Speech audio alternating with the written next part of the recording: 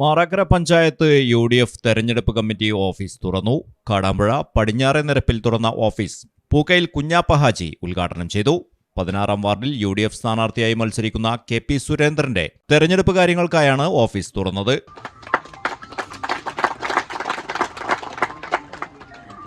ചടങ്ങിൽ മുതിർന്ന UDF നേതാക്കളായ പാറക്കൽ കുഞ്ഞാപ്പ ഹാജി, കാടാമ്പുഴ മൂസ ഹാജി, V മധുസൂദനൻ എന്നിവരെ ഷാളണിയിച്ച് സ്വീകരിച്ചു.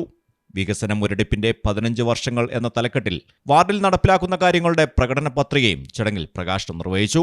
V Madhusoodanan, Kadampuzha Musa Haji, OK Zubair, Junaid Pambalath, OP കുഞ്ഞു മുഹമ്മദ്, ബഷീർ കുഞ്ഞു, റഷീദ് വട്ടപ്പറമ്പൻ, പൂക്കയിൽ മാനു തുടങ്ങി നിരവധി പേർ ചടങ്ങിൽ പങ്കെടുത്തു.